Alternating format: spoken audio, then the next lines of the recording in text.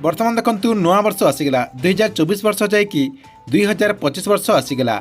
ए नुआ वर्ष रे किंतु 10टा नुआ नियम लागू करा जायछि, जहाँकि 10टा नुआ नियम रे परिवर्तन करा जायछि। ए जो 10टा नुआ नियम आछि ए नुआ नियम विषय रे आपनको समस्त को जहाँकि पूरा डिटेल जानवा पड़ो, कहीं आपण जदि न जानिथिबे होय तो परवर्ती पर्यायर जहाँकि हैरान रे पड़ पारती।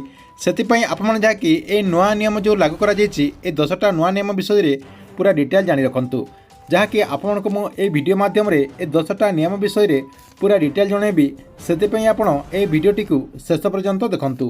ता पूर्व वीडियो को गोटे लाइक कर दिंतु एवं जो मैंने चैनल को नुआ आसथिबे चैनल को सब्सक्राइब करके पाखर थिबा बेल आइकन को क्लिक करके ऑल नोटिफिकेशन ऑन कर दिंतु।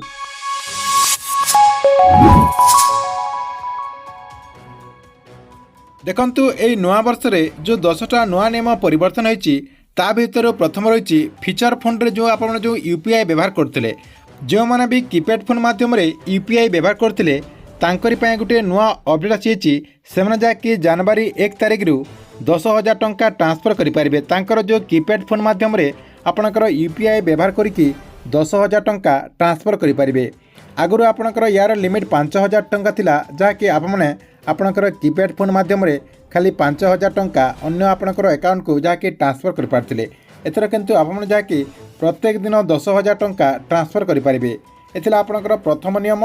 2 नंबर कौन रही ईपीएफ पेंशनधारी गोटे नुआ नियम लागू करा जायछि। जो माने भी ईपीएफ टंका पाउचंती, देखंतु जो माने ईपीएफ पेंशन टंका पाउचंती सेमानक पय सरकार तरफ जहाँकि गोटे नुआ नियम परिवर्तन कर जायछि। आपण जानिथिबे जे आपणकर जो ईपीएफ टंका रही जो जगह आपण ईपीएफ अकाउंट खोलुचंती से जगह खाली आप जहाँकि टंका विड्रॉल कर पारथिले। एथर किंतु जनवरी 1 तारिख रु जहाँकि आपणकर 2025 जनवरी 1 तारिख रु आपण चाहिले देशर जेकोसी बैंक को जाकि आपणकर जो पेंशन टंका रही से पेंशन टंका को विड्रॉल करेंगे, जहाँकि आपड़ से जगह को जाकि उठे पारे। एथिला आपणक पय 2 नंबर अपडेट। 3 नंबर नियम कौन रही 3 नंबर नियम रही चाषी मानक पय। देखंतु चाषी मानक पय जनवरी 1 तारिख रु बिना ग्यारंटी रे 2 लाख टंका पर्यंत ऋण दिज्व। आरबीआई तरफ जहाँकि एने निर्देश दि जाए समस्त बैंक मानू एथर चाषी भाई मैंने जहाँकि बिना ग्यारंटी रे 2 लाख टंका पर्यंत जहाँकि ऋण पाइपारे। एथिला आपण 3 नंबर अपडेट। 4 नंबर अपडेट कौन रही आपणकर जो मोबाइल रही आप जो सिम व्यवहार करते से सिम रे आपणकर जो रिचार्ज प्लान रही से रिचार्ज प्लान टी कम होगा जाऊँगी, जहाँकि सस्ता होगा जाऊँगी। आपण समस्ते जानते जे आपणकर जो रिचार्ज प्लान रही आप जो रिचार्ज करुँच से रिचार्ज प्लान रे आपणकर कॉल डाटा एसएमएस सब पैक आपणकर गोटे आपणकर पैक रे रही जाइए।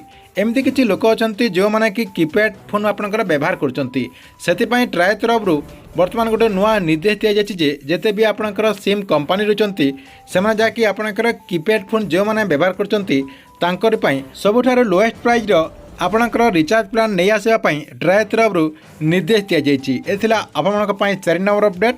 5 नंबर अपडेट कौन अच्छी देखंतु आपणकर कार बाइक आपणकर मोटरसाइकिल जदि आपण किनिबा चाहते किंबा आपण जदि कौनसी कार किनिबा चाहते ताले आपनको 2025 वर्ष रे जहाँकि अधिक टंका खर्च करने को पड़ो, कहीं यही सब जिनस जहाँकि आपणकर रेट वृद्धि हो महंगा होपाई आपड़ जहाँकि अधिक खर्च करके गाड़ी कि आपणकर बाइक किनीपारे। एथिला आपणक 5 number update. 6 नंबर कौन रही आपणकर जो पुराना फोन रही पुराना फोन रे आपने व्हाट्सअप चले पारे। जो मैंने भी आपणकर व्हाट्सअप व्यवहार करते पुराना फोन रे आउ से फोन एंड्रॉइड वर्जन जदि 4.4 रही कि 4.4 रु तले रही ताले आपने आउ से फोन रे व्हाट्सअप व्यवहार करें ना बोली अपडेट होती। 7 नंबर देखंतु प्रदूषण को नहीं गोटे बहुत बड़ा अपडेट होती, जहाँकि 2025 वर्ष एप्रिल मसरे एप्रिल 1 तारिख रु BS7 सिस्टम आसीज, जहाँकि देश में आपणकर BS7 सिस्टम आसीज, जहाँकि 2025 एप्रिल 1 तारिख ठारू एटा लागू करा जिवो बोली अपडेट होती। एबे किंतु BS5 BS4 BS6 नॉन लागू होती एवं आपणकर एप्रिल 1 तारिख ठारू BS7 मध्य लागू होइजिवो। एथिला आपणक 7 नंबर अपडेट। 8 नंबर कौन रही जो मैंने पंचम किंबा अष्टम श्रेणी रे फेल होइजिवे सेमानकु फेल धरा जिवो, कहीं सरकार तरफ आउ सेमानकु प्रमोट करा जिवो नाही बोली तथ्य रही। कहीं सरकार तरफ नॉन डिटेंशन पॉलिसी लागू करा जायछि, सेतिपई जो मैंने पंचम रु अष्टम रु फेल होइजिवे सेमानकु पुणी थरे आपणकर पंचम एवं अष्टम श्रेणी रे परीक्षा देबाक पड़िबो। 9 नंबर कौन रही देखंतु आपणकर कोचिंग सेंटर को लेकिन जो छात्र छात्री मैंने कोचिंग सेंटर रे ଆପଣଙ୍କର କୋଚିଂ ନେଉଛନ୍ତି ସେମାନଙ୍କ ଯାହାକି ମିନିମମ୍ ଆପଣଙ୍କର 16 ବର୍ଷରୁ ଅଧିକ ହୋଇଥିବା କଥା। ଯଦି ଆପଣଙ୍କର ବୟସ 16 ବର୍ଷ ଯଦି କମ୍ ରହିଛି ତାହେଲେ ଆପଣ ଜାନୁଆରୀ 1 ତାରିଖ ଠାରୁ ଆଉ ସେହି କୋଚିଂ ସେଣ୍ଟରରେ ପାଠ ପଢ଼ିପାରିବେନି କିମ୍ବା ଆପଣ କୋଚିଂ ନେଇପାରିବେ ନାହିଁ ବୋଲି ତଥ୍ୟ ରହିଛି, ଯାହାକି ଜାନୁଆରୀ 1 ତାରିଖରୁ ନୂଆ ନିୟମ ଲାଗୁ ହେବାକୁ ଯାଉଛି। ଏଥିରେ 9 ନମ୍ବର ଅପଡେଟ୍।